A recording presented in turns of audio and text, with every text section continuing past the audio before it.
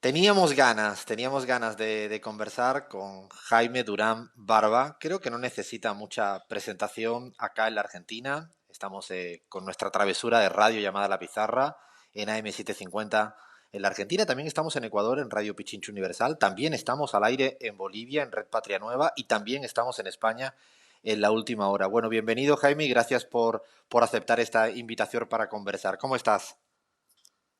Un gusto, gracias por la invitación, Alfredo. Pues encerrado por la pandemia, hipocondríaco y asustado. Pero bueno, así tocó. Toca, y además lo decíamos fuera de micro, ser hipocondríaco en esta época de la vida no es, creo que es lo más saludable ni consejero, ¿no? Creo que es lo peor del mundo, sí, sí. Yo eso sí lo tengo muy agudizado, así que vivo en un departamento encerrado, es un departamento amplio. Vivo ya en este departamento 40 años, así que también eh, es muy mío. Y salgo los fines de semana a una casa de campo que tengo a 30 minutos de aquí, que igual es muy de mi familia antigua, pero muy linda. Tengo muchas plantas, animales. No se produce nada, pero se produce paz. Entiendo que estás en Ecuador, ¿no? En Quito. Sí, estoy en Quito, estoy en Quito. Yo nací acá, soy ecuatoriano, y como tú conoces bien Ecuador, pues acá hay dos países, costa y sierra, y yo soy bien serrano. Eres bien serrano, se nota mucho en el acento. Yo soy del sur de España, de Cádiz, y creo que si viviera en Ecuador me saldría el acento manabita o de Esmeralda, porque se nos nota. Bueno, Jaime Durán Barba es conocido por haber escrito mucho, es profesor universitario, El arte de ganar, la política en el siglo XXI, Mujer, sexualidad, Internet y política, los nuevos electores latinoamericanos, consultor político. Y habría mucho de lo que hablar, pero quiero hablar por Ecuador. Estamos a nada, a pocos días de la segunda vuelta presidencial, y me encantaría saber ¿cuáles son los principales rasgos característicos de esta campaña electoral, desde lo conceptual y teórico, que yo creo que es la mejor manera de explicar las cosas? Mira, estoy en contacto con algunas campañas en distintos países y hay rasgos comunes.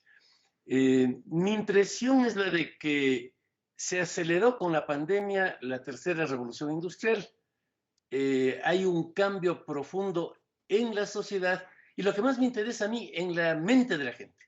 La gente cambió. La gente se volvió mucho más autónoma, hace lo que le da la gana, eh, cada vez quiere ser, cada vez quiere menos ser representada, pasa por encima de las instituciones, etcétera. La muestra más dramática de eso es lo que está pasando en Perú, en que los candidatos más populares llegan al 15%, 14%.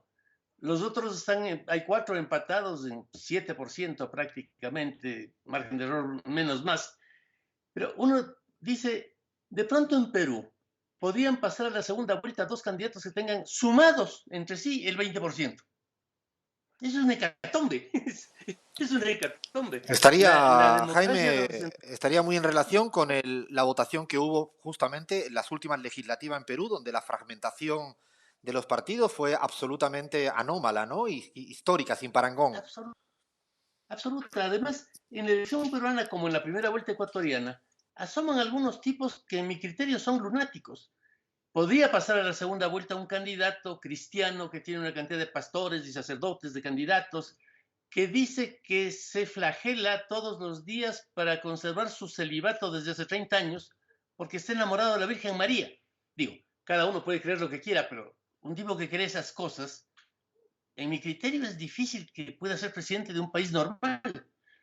Y de esos hay varios. Hay otro militar que quiere reanudar la guerra con Ecuador. ¿Cómo es tan idiota el tipo? Cuando el 99% de los peruanos y de los ecuatorianos estamos felices de que haya acabado esa estupidez. Entonces, hay una locura. En el debate presidencial ecuatoriano, un candidato propuso algo muy revolucionario. Dijo que si era presidente, abriría relaciones diplomáticas con los países que se encuentran detrás de la cortina de hierro. O sea, un tipo que dice eso es un tarado. No, pero de eso hay cantidades. O sea, hay una descomposición enorme del proceso político en Ecuador y en Perú. En México no. En México estoy siguiendo también mucho lo de México. Ahí hay algo peculiar con el gobierno de Andrés Manuel López Obrador, Que sigue muy que fuerte, ¿no? Que sigue. Leía el último artículo que sacaba en El País y los datos de popularidad, de fortaleza, siguen siendo altísimos, por encima del 60%, habiendo superado 2 años ya de gestión y gobierno contra viento y marea, ¿no? Muchísimo, y hay un dato más. Yo estoy siguiendo las elecciones de gobernaciones, estado por estado. Morena, el partido de Andrés, está ganando en todos los estados de México, menos en Querétaro. Querétaro es un estado muy rico, tradicionalmente gobernado por el PAN, pero incluso en Querétaro podría darse alguna sorpresa. O sea, que el gobierno, que un partido gane en todos los estados de México la gobernación, no ocurría ni siquiera en el tiempo de gloria del PRI, porque claro, cuando el PRI controlaba el país, en Baja California ganó el PAN, hubo varios estados que se le fueron. Andrés Manuel controlaría todos los estados mexicanos. Es un caso muy peculiar sobre el que hay que escribir y pensar porque es extremadamente interesante lo que hace López Obrador en México. Me quisiera ir otra vez a Ecuador. Faltan, insisto, poco. Yo diría que son dos candidatos donde realmente se perciben dos modelos antagonistas. Creo que si uno hiciera contraste de uno versus el otro, en todos los sentidos, desde su edad, una cuestión generacional, su historia de cada quien, lo que representan, lo que proponen.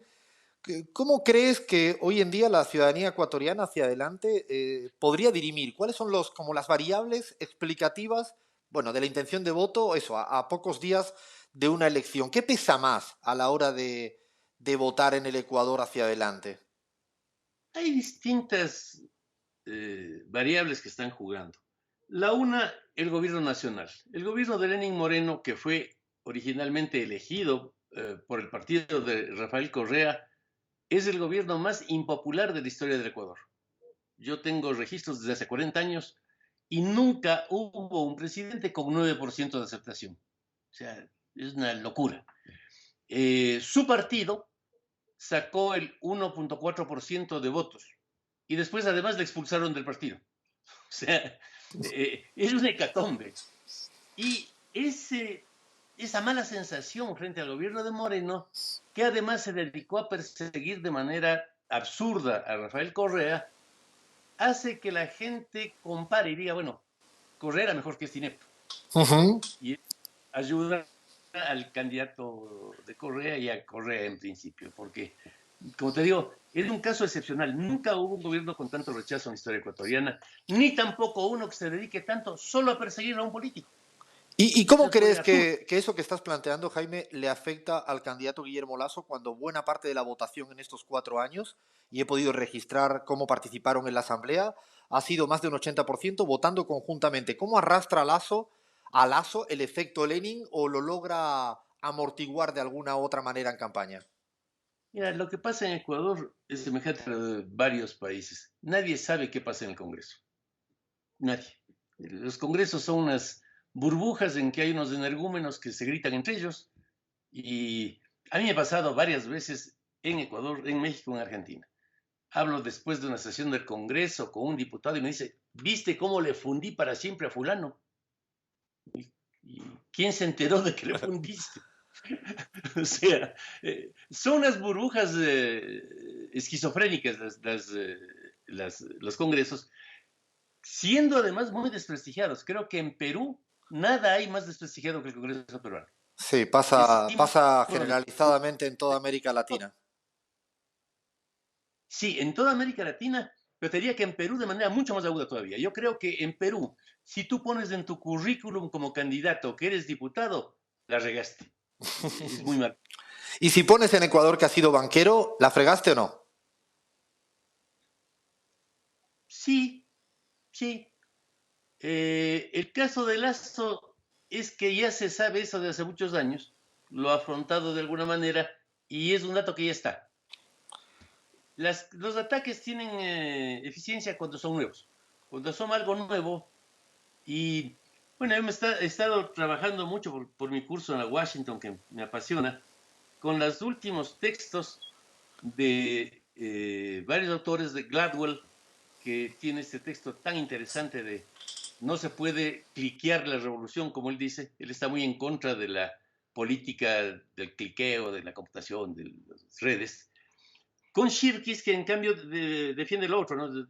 Todo el mundo está bienvenido, con Pentland, que dicen, nos guste o no nos guste, estos son todos académicos de Harvard y de Stanford, nos guste o no nos guste a los académicos, el hecho real es que la gente ahora se está decidiendo por cosas que a nosotros nos parecen ridículas, pero se están decidiendo. Y entonces, si se están decidiendo, nos interesa académicamente también saber qué pasa.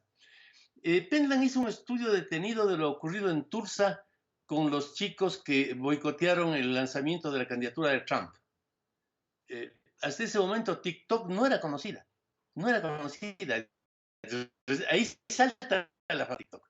El servicio de inteligencia de la Casa Blanca no detectó qué estaba pasando. La campaña de los republicanos tampoco.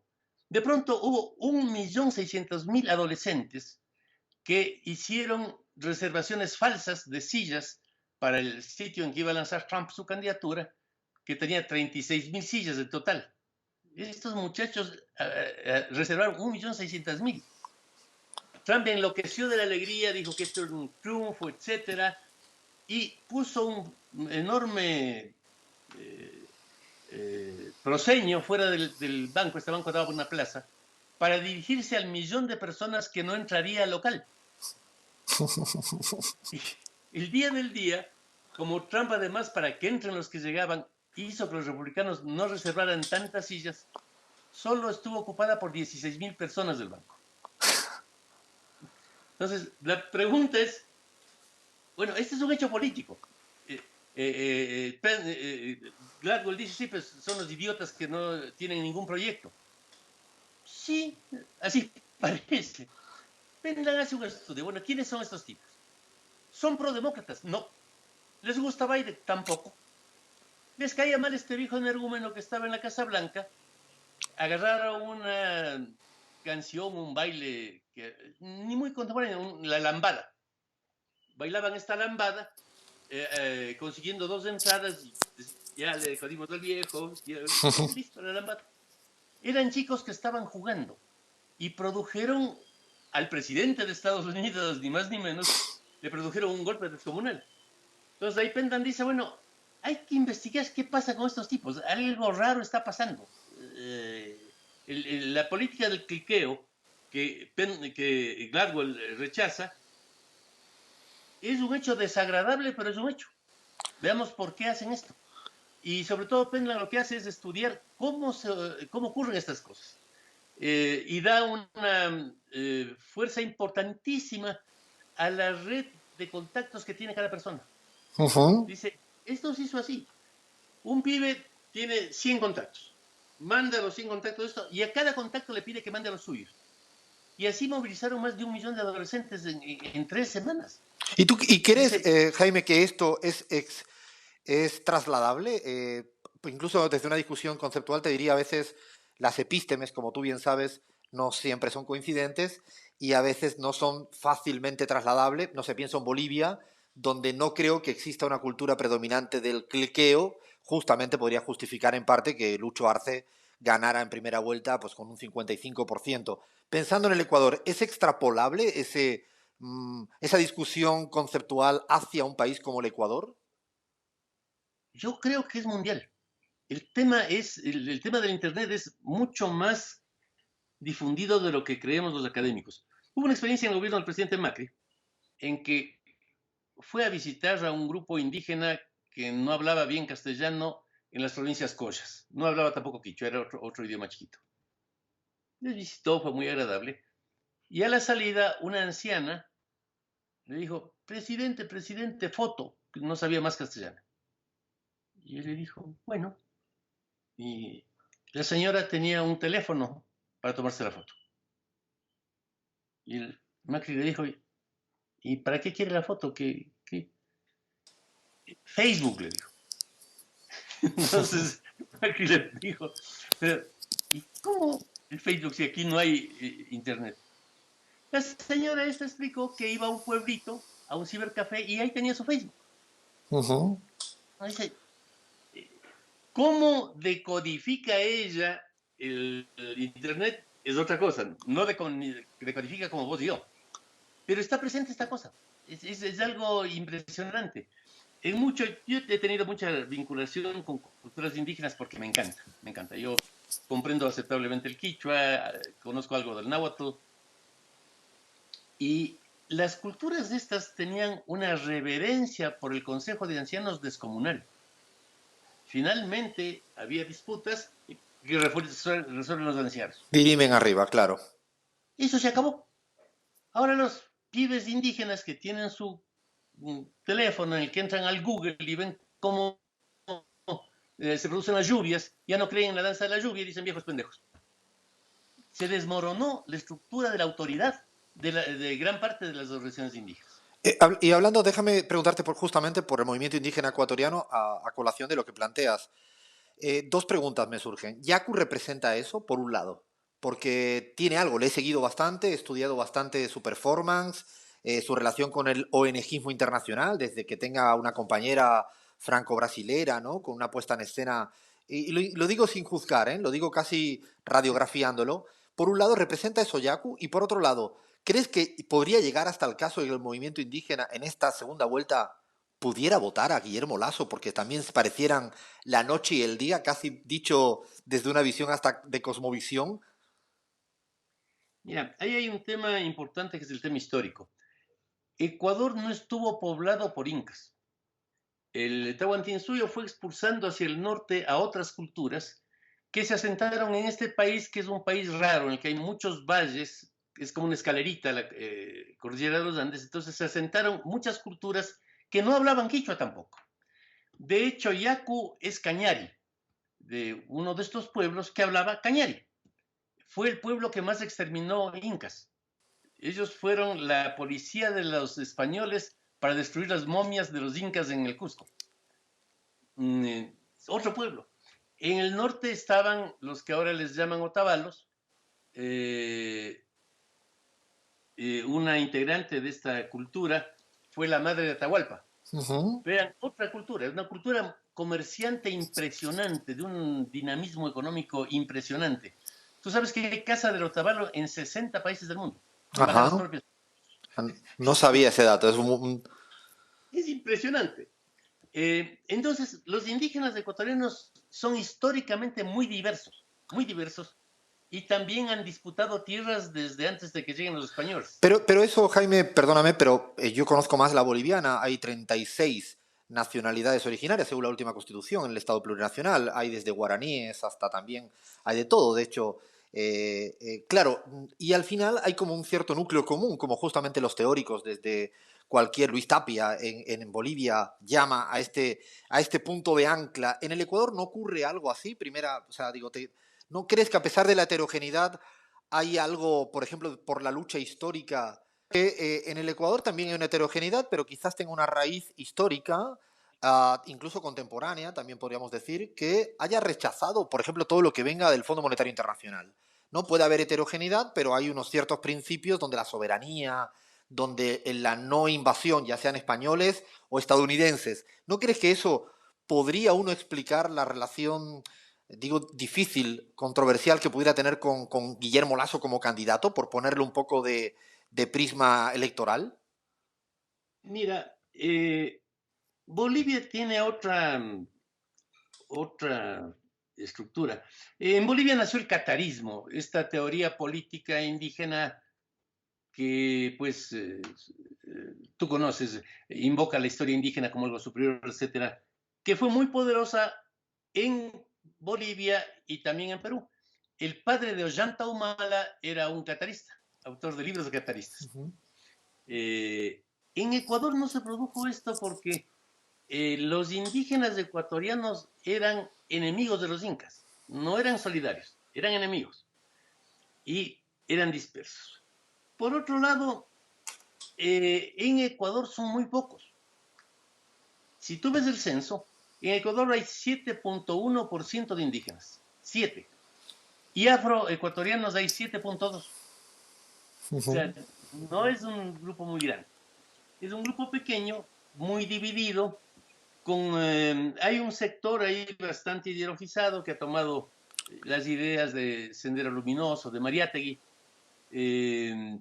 pero hay una diversidad muy grande.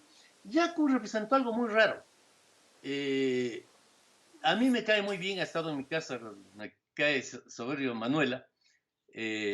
No te olvides que yo trabajé con Marina Silva en Brasil y Manuel es de esa onda ecologista. Claro, ambientalista, sí. Sí, sí. Y yo trabajé con Marina y fue una de las experiencias más lindas de mi vida. Una candidata maravillosa, Marina, en 2010. ¿Qué pasa con ellos? Yaku fue un indígena que hizo algo rarísimo, asomar varias veces tocando saxo en sus videos. Y toca muy bien el saxo. Bailar con Manuela de una manera muy occidental, diría yo. Sí, yo diría muy mal, pero bueno, dejémoslo en occidental por ser diplomático. Pero poco indígena. Sí, No era la danza indígena. Esto yo creo que a Yaku le dio una entrada importante en sectores juveniles urbanos del país, que están con el agua, el futuro ecologista, etcétera, etcétera, porque era muy aparente para eso. No era el típico indígena, sobre todo del centro de la sierra, panzaleos, que son más caídos, más callados, no se expresan. Ya, entre otras cosas, porque los cañaris casi se exterminaron, son poquitos.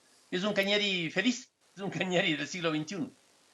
Entonces, esto creo que tuvo dos direcciones. La una le dio votos que nunca habría tenido un dirigente indígena. claro, por eso Entonces, alcanza el casi 20%. claro, llega al 19%. Ujú. Y en el estudio que hacemos postelectoral, inmediatamente después de las elecciones, está claro que de ese 19%, un 10% eran jóvenes urbanos ecologistas. No era voto indígena.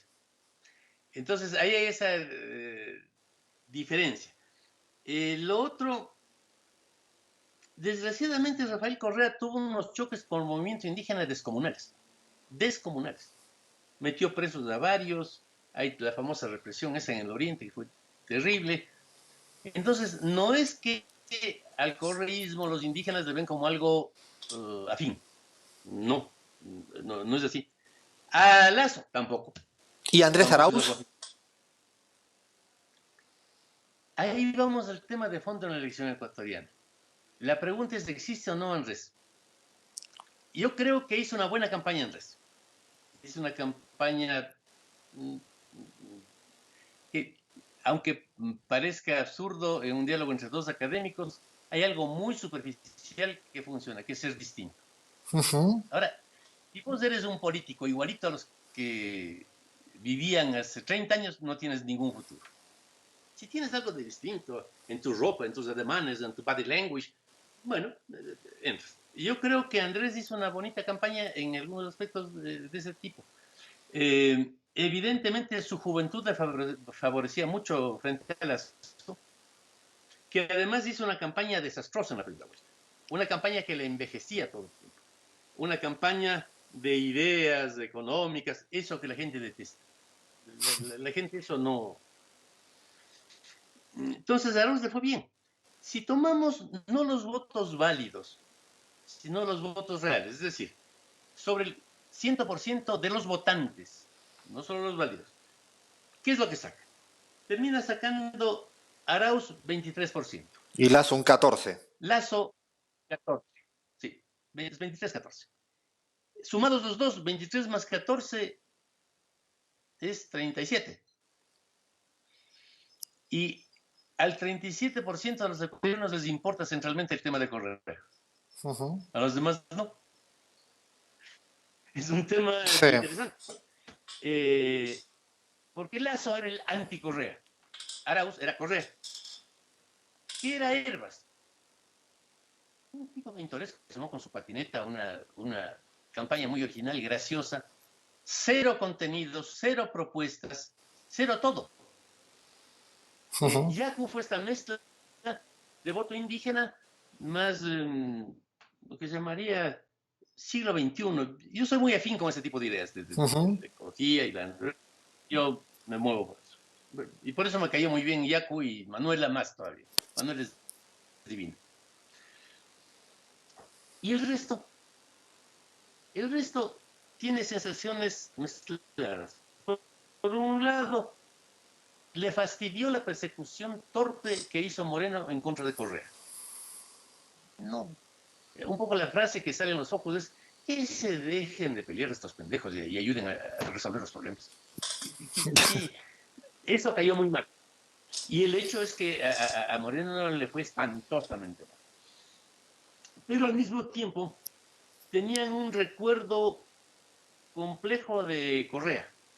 Correa vivió un momento económico estupendo del país con el petróleo a $100, etcétera.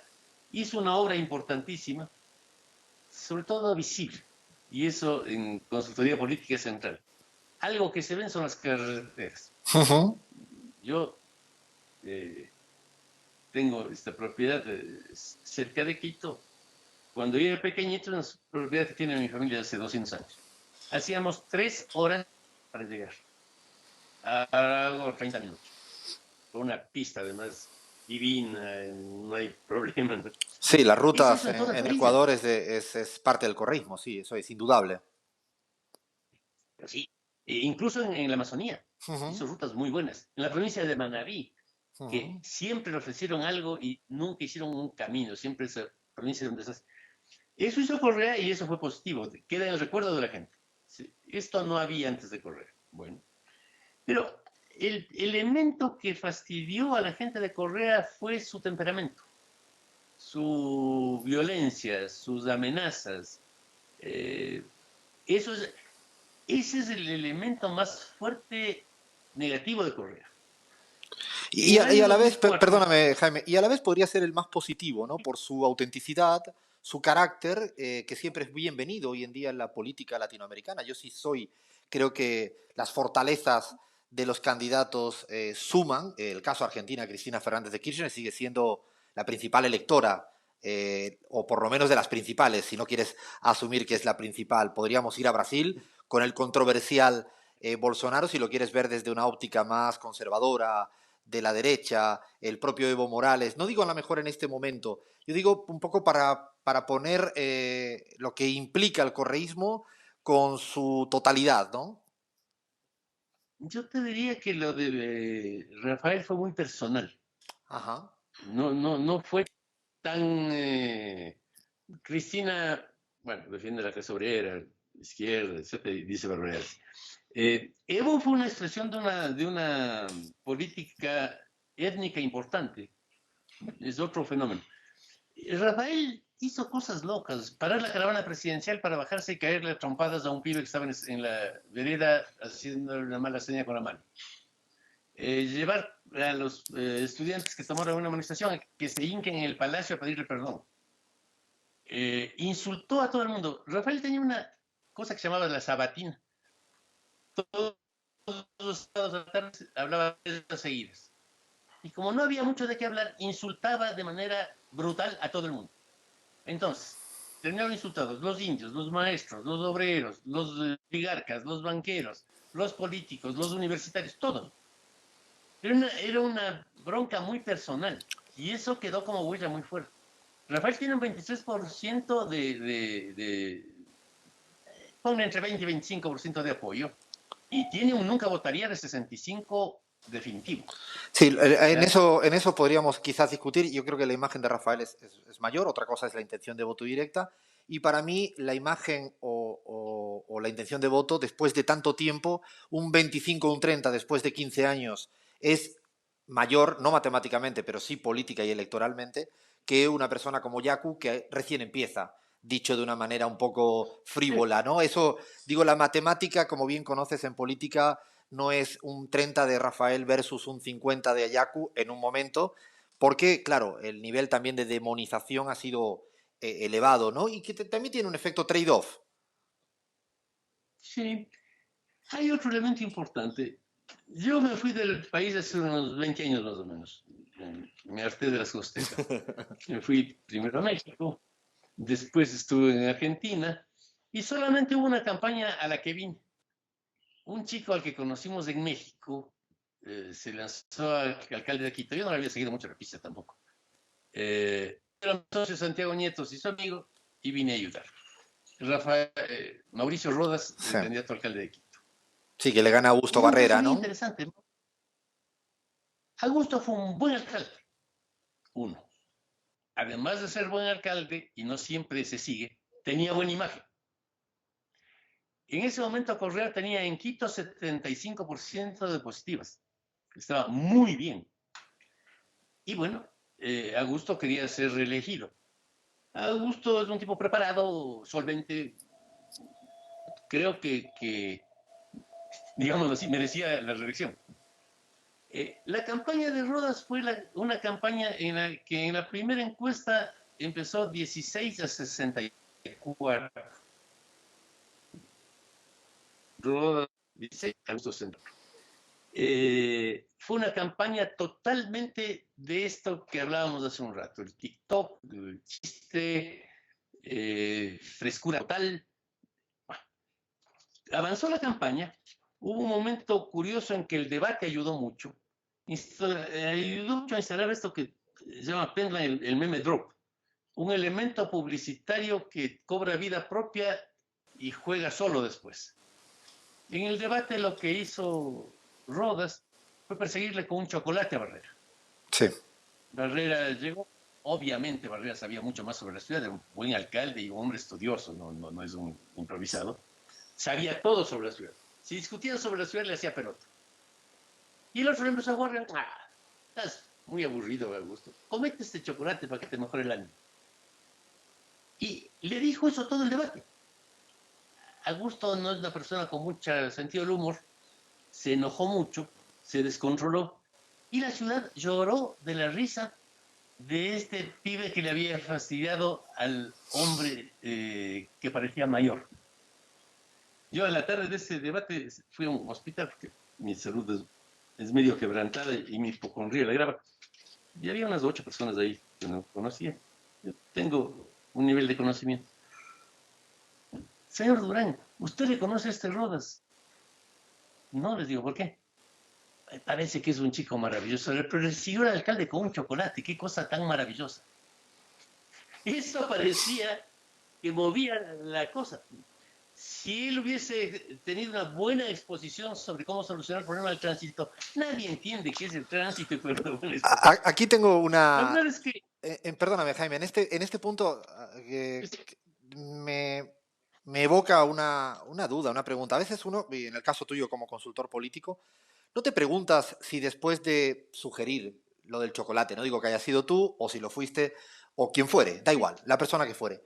Y frente a los problemas cotidianos preocupantes y acuciantes de la ciudadanía, uno no se pregunta después a la hora de irse a la cama por qué di gasolina, nafta a la superficialidad del debate político.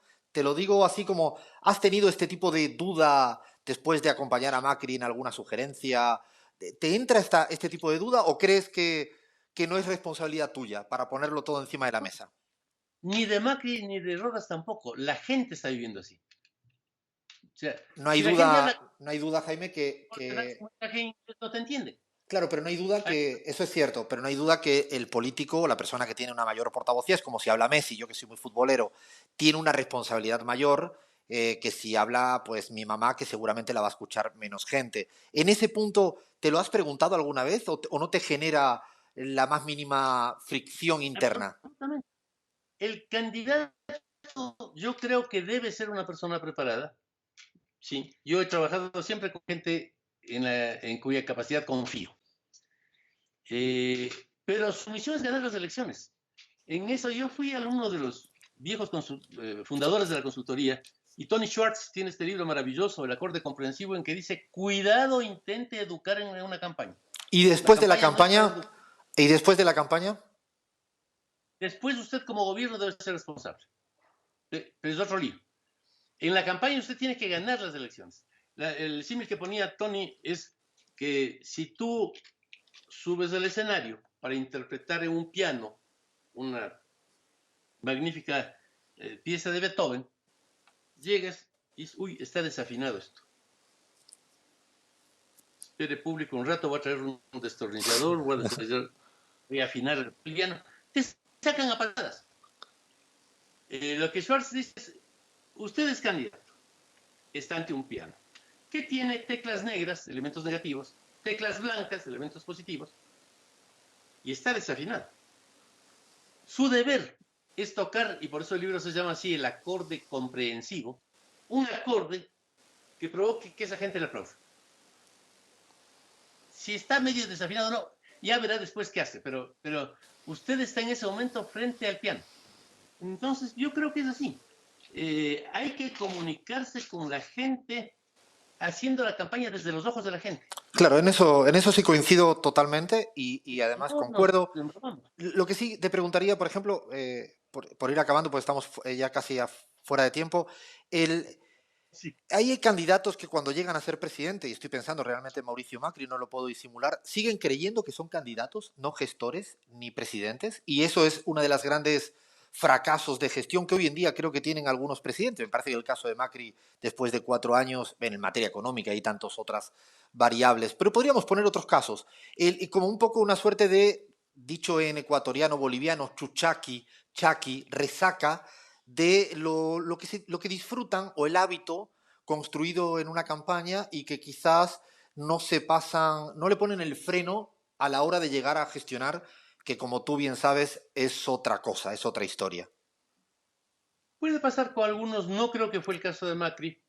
Está el libro de Owen sobre el síndrome de Ubris, que es importantísimo para entender este tema. Yo he tratado bastante de cerca, porque por nuestra profesión no... Cuando hablamos con un presidente hablamos a fondo, horas enteras. He tratado bastante con unos 30 presidentes de distintos países. Todos los que han sido presidentes en México, casi todos los de Argentina, casi todos los de Ecuador, varios de Brasil. El síndrome de Ubris está siempre. Yo conozco 2 presidentes en total que no lo tienen, que no lo tenían. Pero eso está siempre. Eh, yo personalmente creo que no debería haber reelección nunca. Me encanta el sistema mexicano. Porque los presidentes mexicanos, unos equivocados, otros no, es otro problema. No son candidatos. El presidente que puede reelegirse, y también pasa en Estados Unidos, pasa todo el primer periodo viendo cómo se reelige. El mexicano sabe que no hay remedio, no le van a reelegir nunca. Ahí acabó su vida política. Y entonces tiene la mente más centrada en hacer cosas que en buscar la reelección. Pero quería acabar lo del Ecuador, que es bien interesante. ¿Qué pasó ahí? Que cuando llegamos a empatar con Augusto en 10 días antes de la elección, Rafael perdió la cabeza. Rafael se dedicó a la campaña como loco, sin ser su facultad. Declaró gratuitos todos los accesos a Quito, de todas las autopistas. Bajó los impuestos municipales, que no podía él bajar, en 70%. Hizo todas las cosas posibles. Le insultó a Mauricio, dijo que era el principal líder de la derecha en América Latina. Mauricio nunca fue más que alcalde de Quito. Es una exageración total.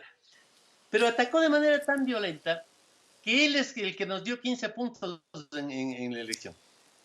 Uh-huh. Porque a la gente algo que no le gusta es que el candidato sea un segundo.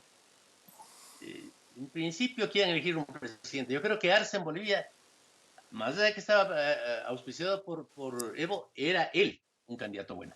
Y después ha demostrado que él es el presidente, clarísimamente. Argentina, bueno, no tiene una serie de peculiaridades complejas, pero en la campaña sí parecía que Alberto iba a ser presidente. Al asomar tan violentamente, al irrumpir Rafael sobre Arauz, que es además muy joven, que Uh-huh. no tiene facha de ser un prócer, Uh-huh. le aplasta totalmente y le saca de la campaña. Entonces, lo que avanzó Arauz, yo creo que lo ha estropeado Rafael, no por mala fe, no por su temperamento. Sale él todo el tiempo y dice esto y dice el otro. Ya anunció que bajan los intereses de los bancos en 50%. Bueno, cuando era presidente y quitaba los peajes de las autopistas, la gente le creía. Ahora, ¿quién es él para bajar los intereses de los bancos? Es medio ridículo si quieres el tema. Pero ya comunicacionalmente lo que ha hecho él, en mi criterio, es desplazarle a Andrés de la pantalla. Y Uh-huh. eso tiene... Para terminar, Jaime, y para cerrar Ecuador, y te pido así como máxima brevedad, ya estamos casi fuera de tiempo, Falta eso, faltan muy pocos días. Hay un voto en disputa todavía con muchos interrogantes en el caso ecuatoriano. La partida está ajustada, hay encuestas de todos los colores y de todos los gustos, como suele pasar cada vez que hay una elección. Eh, ¿Qué atisbas con tus números y tu análisis hacia adelante? Y pregunta que si no te la hago me mataría mi audiencia. ¿Le dijiste a Guillermo Lasso las frases que tenía que decir en el debate tú o no estás trabajando tan estrechamente con él? Con Guillermo tuvimos una vieja amistad que se rompió hace unos 10 años de manera desagradable y no volvió a hablar una palabra en 10 años. Después de la primera vuelta conversamos. eh, Ante todo, tú sabes que yo soy un maniático de la investigación. Ante todo, una Ujú. encuesta, a ver qué pasa. ¿Hay algún chance de que hacer algo o no? La encuesta lo que detectó era que ambos candidatos tenían problemas complicados. También los tenía Arauz, y Arauz tenía sobre todo la sombra de Rafael encima. Era posible hacerlo. Hemos seguido haciendo encuestas, estoy en contacto con Lazo. Eh, ¿Cuál es la evolución? La primera encuesta que nosotros hicimos nos daba 42 a 28. 42 para Andrés y 28 para Guillermo. Y una distancia Sí, 14 importante. puntos sobre votos totales, pasado a válidos es muchísimo. Pasado válido, sí, sí. Yo prefería hablar en los otros porque es menos impresionante. Sí. No, pasada válida el fin del mundo. Pero de esa situación, la última encuesta hecha por informe confidencial dio 37-37, de empate. O sea, ha habido una evolución en que esta distancia se fue cortando 5 puntos cada 10 días, permanentemente. Sin que protagonice tanto Rafael la campaña, que creo que es lo más grave que le pasa a Arauz. Habiendo entrado Rafael con tanto entusiasmo, yo no tengo ninguna bronca con nadie. Yo no he defendido, tú sabes, en mi columna en perfil varias veces a Correa desde hace años, no ahora, Ujú. contra la persecución que le hacía. No tengo ninguna bronca. Pero le hace daño este hecho de dejarle a Arauz, que es joven además, como un segundo. Eso le hace daño. Yo no creo que eso permita que reviertan la tendencia a subir de lazo. Y mi impresión es que de seguir las cosas así, a menos que pase algo muy imprevisto que importe a los electores, Ujú. muy imprevisto que importe a los electores menos informados además, Ujú. porque los que discuten el Fondo Monetario y eso ya están decididos. Esos que no tienen mucha idea de nada y les impacte algo, yo creo que va a terminar ganando Lazo con unos 5 puntos. Es la tendencia Sobre la que tengo. voto válido. Sí. Yo en eso, como tengo que decirlo al aire, creo que he visto un montón de encuestas. La situación pareciera más 2, 3 puntos todavía a favor de Andrés Arauz sobre voto total. Hay un porcentaje alto de nulos blancos indecisos, como tú bien dices, eso sí que es un disparo al aire, sobre todo ya lo hemos visto en primera vuelta. Una de las dudas es si ya Lasso llegó al máximo posible, ¿no? Si ya llegó al techo posible, porque políticamente a veces tampoco se puede crecer, incluso hasta como persona. Lasso no es una persona que tenga la capacidad de, por muy joven que se vista, no lo parece, o tiene una, incluso físicamente, le pasaba a Carlos Mesa, ¿no? Una dificultad más estética por su edad, por problemas Sí. de salud. Estas cosas limitan. ¿No lo ves así que esto pudiera ser un efecto hasta aquí llegó? No veo claro eso y creo que la irrupción de Rafael le hace mucho daño a Andrés. Uh -huh. Es muy fuerte. Porque Andrés no tiene un... A ver, yo lo respeto mucho, me parece una buena persona, pero no tiene una imagen consolidada. Uh -huh. O sea, Andrés asomó reciencito en el mundo político importante. Y la Y campaña, al no tener... perdóname, la campaña sucia que sí se ha hecho con el tema de que si ahora conoce qué del Banco Central, el tema de no mientas, no acusarlo siempre de mentir, ¿no crees que eso al final, te leí la columna de perfil de la semana pasada que justamente criticabas las campañas sucias, no pareciera que Lasso ha optado un poco en los últimos días casi buscando cercenar votos a través de una campaña un poco más fea? No, He conversado largo con Lazo. Personalmente soy opuesto totalmente a las campañas sucias. A mí eso de andar buscando si el fulano hizo ni sé qué y el papá tenía un negocio, me parece asqueroso. Y más que eso, me parece ineficiente. La gente se percata de cuando haces una campaña sucia y no termina funcionando eso. Esta cosa de Arauz y el Banco Central, si trabajaste 12 años en un banco y te compran la renuncia y te pagan, ¿qué tiene de malo eso? ¿Qué es lo? Digo, para el votante común, es Claro. normal, es algo que hace sonar ¿cuál es el lío? Lo otro, lo del Andrés no mientas otra vez, es un meme drop, es un elemento técnico. Que no es un insulto, no es decirle vos sos un ladrón, tu padre, no. Es una broma, porque el meme drop se define como algo gracioso. Si no es gracioso, no sirve. No puede tener contenidos ideológicos ni puede tener contenidos agresivos. El maestro del meme drop es Sanders, que en vez de productora tiene un especialista en meme drops de la Universidad de Nueva York. Entonces, cuando él asomó en la posesión de Biden con esos guantes ridículos y esa silla, estaba produciendo un meme drop. No, es otra forma de comunicación. Ahora, en esta sociedad en la que todo el mundo es periodista, en que todo el mundo es político y demás, hay una manga de idiotas que hacen cualquier cosa. Es decir, no puedes controlarlo.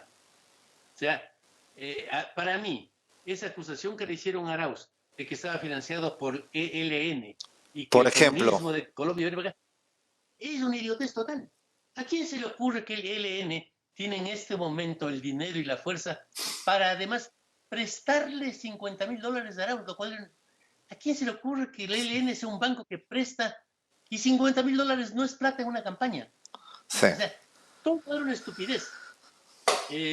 Hacer esas cosas no da ningún resultado tampoco. Nadie cree en el ELN ni nada de eso. Una campaña sucia normalmente no funciona. Te hago la última pregunta. Me voy a Argentina para terminar. Eh, ¿Cuál es la lectura que haces? Primero, preguntas a ver si eso es posible hacerlo corto, es difícil ya. Eh, el macrismo se obsesionó demasiado con el kirchnerismo y eso ha sido una suerte de boomerang en términos de construcción de identidad política, electoral. Una cuestión que te pregunto muy puntual, y lo digo yo que vivo acá, y de verdad que, bueno, en todos los sitios pasa, pero el nivel de redundancia, cuando uno insiste tanto, tiene, dicen los economistas, que tiene un efecto marginal decreciente. ¿Crees que ha pasado algo de esto y se justifica la dificultad que tiene el macrismo o quizás tiene que reinventarse hacia adelante?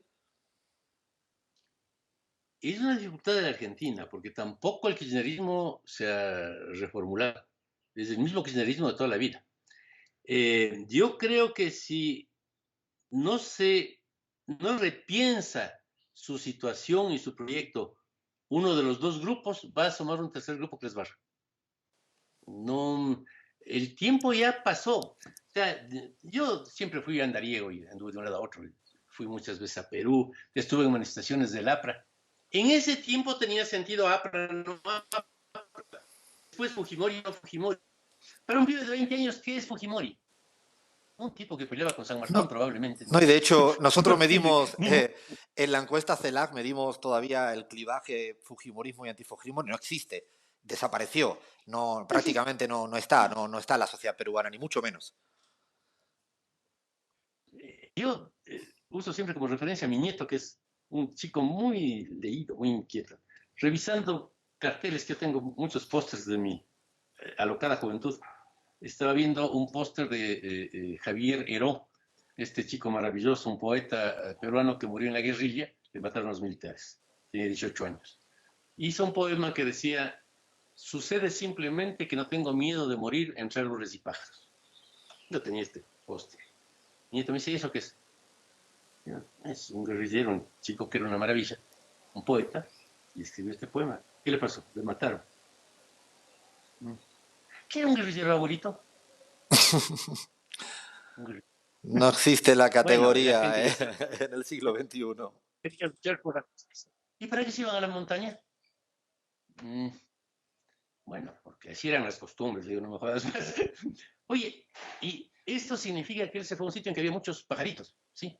Y este tarado fue a asustar a los pajaritos disparando. A mi nieto lo que le inquietaba era que se haya ido a asustar pajaritos. O sea, estamos en otro mundo. Pero ¿no crees A que mí la mi broma para mí Argentina, siempre, Jaime, no crees que la Argentina, yo alguna vez te escuché y nosotros lo medimos, el clivaje o la identidad política peronista sí la llegaste a subestimar? Porque yo sí creo que todavía sigue siendo en el imaginario, ¿no? De la gente, sigue estando más presente de lo que en algún momento considerabas. es una identidad extraña. Yo fui a la Argentina a estudiar filosofía en la Universidad Nacional de Cuyo, en Mendoza. Yo siempre fui izquierdista y metido en manifestaciones y cosas. Fui presidente de la Federación de Centros Universitarios. Siempre fui de izquierda, pero en Ecuador casi no había obreros. Cuando llegué a Mendoza, era una maravilla. El movimiento obrero, la CGT, el peronismo. En Mendoza ganó Alberto Martínez Vaca, que era de la tendencia de la Juventud Peronista. Izquierda, perfecto. Y me metí en el cabeza, me pareció genial. Esto de la Juventud Peronista estaba magnífico, me metí con ellos. Cayó Allende, quisimos ir a cruzar la frontera para ir a combatir en Chile, perfecto. Pero en el mismo movimiento peronista, a poco asomaron las 3A que también eran peronistas y que les mataban a mis compañeros. Todo era muy confuso. Cuando le matan a Rucci, yo estaba en la Facultad de Filosofía y vinculado a la Juventud de las Regionales. Sacaron de la CGT unos retratos enormes de Rucci que decía Rucci vive. Y la Juventud Peronista de Mendoza ponía debajo, pues lo volveremos a matar. Y Rucci también era peronista. O sea, es complejo qué mismo es el peronismo. Pero en la actualidad, Argentina, ¿no te parece que sigue estando y que todavía es lo que le permite seguramente a Alberto Fernández, al kirchnerismo, tener como un sólido pivote, ¿no? En términos políticos y electorales, incluso de cara a las legislativas intermedias que tienen que ver este año? De Lo hecho, del sol, el macrismo tuvo que hasta buscar un candidato a vicepresidente procedente de ahí y dice casi todo, ¿no? yo no diría, tiene un pivote. Mi impresión es que tanto el peronismo como el macrismo, la discusión política argentina es muy atrasada. Nuestro país está discutiendo todavía cosas del siglo XX a lo mucho. No te digo que esté mejor la situación en Perú, en Ecuador, no. Pero estamos muy atrasados, muy convencidos de que cuando se produjo el Big Bang hace 14.000 millones de años, ya estaban las 10 verdades peronistas. Y no, son un poco más recientes. Sí, Eh, seguramente evolucionará la política argentina, como le ha ocurrido a España, de pasar de un bipartidismo o a Italia o a claro, cualquier, o incluso al claro. propio Israel, que le está pasando que no tienen capacidad Italia de era el conformar Partido gobierno. Comunista. ¿Cómo estudiabas Italia sin estudiar? El Partido Comunista, el Socialdemócrata y la democracia cristiana. Eso era Italia. Y ahora, ¿qué queda de los tres?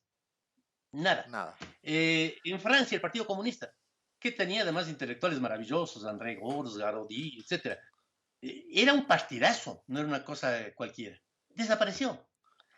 O sea, el mundo va cambiando a una velocidad cada vez más acelerada y creo, personalmente, no soy conservador en absoluto, no me gusta ir hacia atrás. Creo que hay que pensar en un mundo distinto que incorpore la tecnología sin que la tecnología mate a la gente, porque es un gran progreso, pero también tiene riesgos. Y que esa es una tarea para los políticos, para los intelectuales, que significa reformular la revolución, reformular el cambio. O sea, la clase obrera va a extinguirse en 10 años. El libro ese famoso de Enrique Force, Adiós al proletariado, se va a cumplir. Los robots la van a sustituir. ¿Qué Sí. hacemos ahora?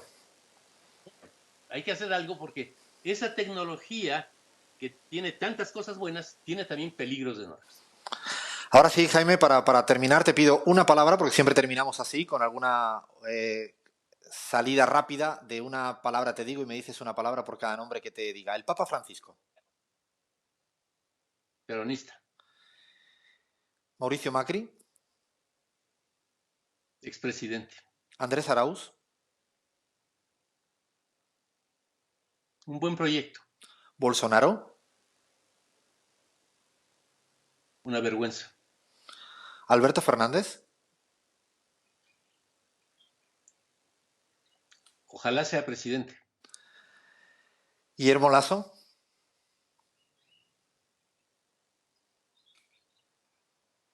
Una incógnita. Durán Barba. Un irreverente. Mil gracias, Jaime, por esta linda charla que espero que hayan disfrutado todos en AM750 en la Argentina, en Radio Pichincha Universal en el Ecuador, en La Última Hora en España y en Patria Nueva en Bolivia. Seguramente estaremos conversando en otra ocasión. Y yo ya abro la apuesta al aire. Dices que va a ganar Lasso por unos pocos. Yo creo que va a ganar Andrés por unos pocos, pero de esto se trata, de una discusión siempre que se pueda. Sí, y de respetarnos y estimarnos a pesar de las discrepancias. La discrepancia es parte de lo bonito de la vida. Te Muchas mando gracias por la te mando entrevista. Ha sido un fuerte abrazo. Gracias, Jaime. Chao.